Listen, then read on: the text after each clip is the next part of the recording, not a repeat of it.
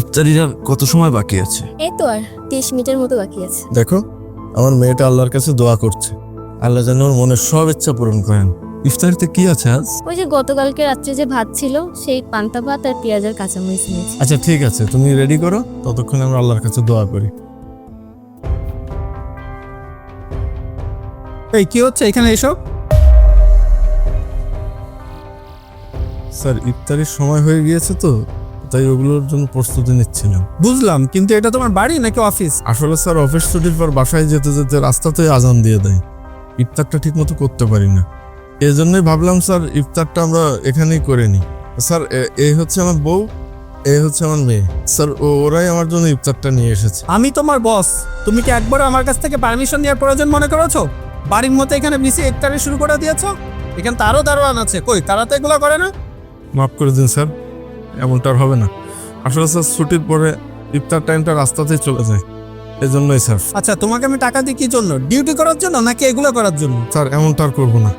আমি যতটুকু টাইম আপনার নষ্ট করেছি, আমি সেটা ওভার টাইম করে পুষিয়ে দেবো। আর তো তুমি তখনই করতে পারবে যখন আমি তোমাকে সুযোগ দিব। আমি তো তোমাকে কোনো সুযোগই দিব না। না না স্যার, এমনটা আপনি করবেন না, এমন ভুল আর কখনোই করবো না। রোজা তো শুরু হলো কয়েকটা দিন হলো, জি স্যার। তাহলে কি তুমি বাকি রোজার মাসটা এভাবে কাটাবে? তুমি এক কাজ করো, বাড়িতে চলে যাও, বাড়িতে যে এগুলোই করো। তোমাকে আমি কাজ থেকে বের করে দিব। স্যার, যদি এভাবে আমাকে কাজ থেকে বের করে দেন, তাহলে স্যার আমি কোথায় যাব? তুমি কোথায় যাবে, কি করবে, সেটা আমি কি করে জানি?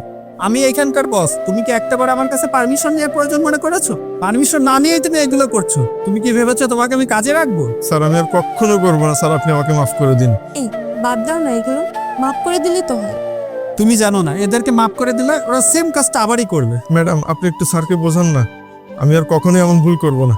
এটাই আমার শেষ ভুল স্যার, প্রয়োজন আমি রাস্তায় ইফতার করে নেব। চাচু, আমার বাবাকে অফিস থেকে বের করে দিও না। আসলে স্যার, আমার মেয়েটা আমাকে ছাড়া খেতে চায় না, তাই আমার বউকে বললাম ইফতারটা অফিসে নিয়ে আসো, একসাথে বসে খাই। ইফতারের এখনো 20 মিনিট সময় বাকি আছে। এই তুমি আমার কেবিনে আসো। জি স্যার।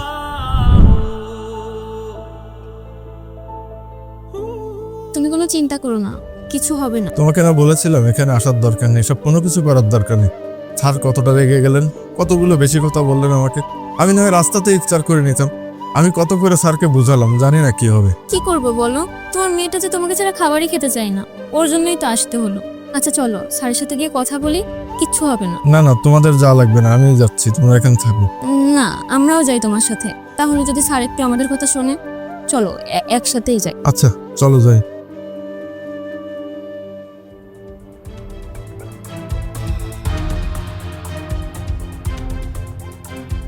তারপর বলো, কি শাস্তি দেবো তোমাকে? স্যার, এমন আর কখনোই করবো না স্যার। হ্যাঁ, করবে না জানি, আর আমি তোমাকে সুযোগও দিব না। আর কাল থেকে তুমি অফিসে আসবে না, আর তোমার যে পাওনা বেতন তুমি পেয়ে যাবে। স্যার, এমনটা করবেন না স্যার। আমি কোথায় যাব, আমরা কি খাবো? আমি ভাড়া বাড়িতে থাকি, ওখানে বাসা ভাড়া দিতে হয়, মেয়েটা স্কুলে যায়, স্কুলের ফিস দিতে হয়। স্যার, আমরা পথে বসে যাব স্যার। এইগুলোই কাজটা করার আগে ভাবতে পারোনি?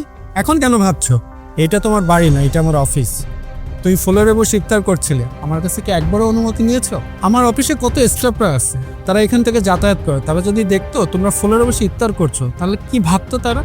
দেখো, আমার অফিসের একটা রেপুটেশন আছে। স্যার, স্যার আমি তো বলছি আমার ভুল হয়ে গেছে, এমনটা আর কোনোদিন করবো না স্যার। আমি যেটা বলেছি ওইটাই ফাইনাল। যাও বাড়িতে, যাও বাড়িতে যে ইফতার করো। স্যার, স্যার দয়া করে একবার আমার মেয়ের মুখের দিকে একবার তাকান।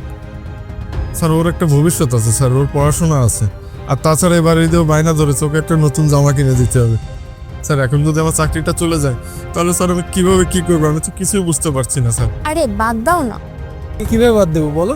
অফিসটাকে তোরা বাড়ি বানিয়ে ফেলেছে, আর আমি যেটা বলেছি ওইটাই ফাইনাল।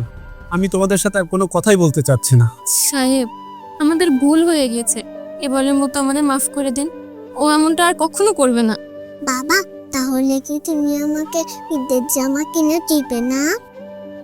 মাফ করে দিন না সাহেব। মাপ চাইতে হবে না তোমাদের, কারণ ভুলটা আমি করেছি। তাই 2 হাত জোর করে তোমাদের কাছে মাপ চাচ্ছি, আমাকে মাফ করে দাও। স্যার, আপনি কেন মাপ চাইছেন?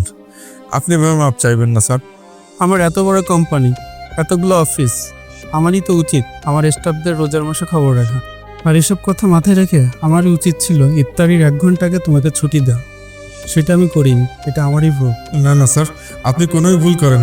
তুমি বললেই তো আমার ভুলটা সঠিক হয়ে যাবে না। তুমি একটা কথা বলো তো, আমরা তো ইফতারিতে কত ভালো ভালো কত মজার খাবার খাই, তোমরা কেন ইফতারিতে পান্তা ভাত কাঁচামরিচ খাবারের প্রস্তুতি নিচ্ছিল? স্যার আমরা তো গরিব মানুষ, ভালো ইফতার কোথায় পাবো? যে টাকা বেতন পাই তা দিয়ে মেয়ের স্কুলের ফিস বাসা ভাড়া দিয়ে হাতে তেমন কোনো টাকা থাকেই না, তাই বাসায় ওই যে খাবার ছিল ওইটা দিয়ে ইফতার করছিলাম স্যার। আচ্ছা মা, তুমি কোন ক্লাসে পড়ো? ক্লাস 1-এ। আচ্ছা শোনো, আজকে থেকে তোমার বাচ্চার লেখাপড়ার যাবতীয় খরচ আমি দিব। আগামী মাস থেকে তোমার স্যালারি বাড়িয়ে দিব। আর সামনেতে ঈদ, এই নাও এই টাকাগুলো রাখো, ঈদের যাবতীয় বাজার করে নিবে আর মেয়েকে নতুন জামা কাপড় কিনে দিবে, আর তোমরাও নিবে। থাক স্যার, আমি বেতন পেলে তা দিয়ে সবকিছু কিনে নেব। এই আমি কে তোমার? আমার বস। তোমার বস যখন বলছে তাহলে টাকাগুলো নিচ্ছে না কেন? টাকাটা নাও।